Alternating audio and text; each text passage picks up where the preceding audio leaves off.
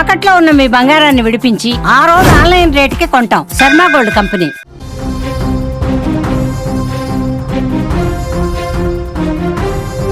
కళాకారుల కృషికి గుర్తింపుగా ఇచ్చే పురస్కారం వారిలో కొత్త ఉత్సాహాన్ని నింపుతుంది. గతంలో ఉమ్మడి ఆంధ్రప్రదేశ్లో నంది అవార్డులు కళాకారులకు అత్యున్నత గౌరవంగా ఉండేవి. అయితే తెలంగాణ రాష్ట్ర ఆవిర్భావం తర్వాత సినీ రంగాన్ని ప్రోత్సహించేందుకు ప్రభుత్వం ప్రతిష్టాత్మకమైన గద్దర్ ఫిల్మ్ అవార్డ్స్ను తెరపైకి తెచ్చింది. తాజాగా 2020 సంవత్సరానికి గాను ఈ అవార్డుల ప్రకటన వెలువడింది. ఈ అవార్డుల వివరాలను Gaddar film awards committee chairman, ప్రముఖ దర్శక నిర్మాత తమ్మారెడ్డి భరద్వాజ నేడు అధికారికంగా వెల్లడించారు. తెలుగు చిత్ర పరిశ్రమకు దశాబ్దాలుగా వెలకట్టలేని సేవలు అందిస్తున్న మెగాస్టార్ చిరంజీవిని ఈ ఏడాది అత్యున్నతమైన ఎన్టీఆర్ జాతీయ పురస్కారం వరించింది. టాలీవుడ్ను గ్లోబల్ స్థాయికి తీసుకెళ్లడంలో చిరంజీవి కృషిని గుర్తించి ప్రభుత్వం ఈ గౌరవాన్ని ప్రకటించింది. మెగాస్టార్తో పాటు మరికొందరు దిగ్గజాలకు కూడా విశిష్ట పురస్కారాలు దక్కాయి.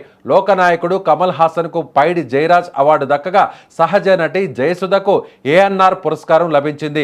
అలాగే అగ్ర నిర్మాత అశ్విని దత్తుకు నాగిరెడ్డి చక్రపాణి అవార్డ్, ప్రజాకవి సుద్దాల అశోక్ తేజకు సినారే పురస్కారం, లెజెండరీ డైరెక్టర్ సంగీతం శ్రీనివాసరావుకు బిఎన్ రెడ్డి అవార్డుతో పాటు చక్రపాణి ఫిల్మ్ అవార్డు ప్రకటించారు. ప్రజానటుడు ఆర్ నారాయణమూర్తిని కాంతారావు పురస్కారంతో సత్కరించబోతున్నారు.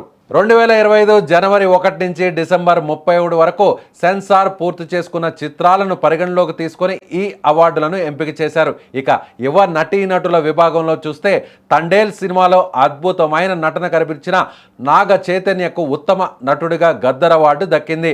అదేవిధంగా ది గర్ల్ ఫ్రెండ్ చిత్రంలో తన నటనతో మెప్పించిన నేషనల్ క్రష్ రష్మిక మదాన్నాను ఉత్తమ నటిగా జ్యూరీ ఎంపిక చేసింది.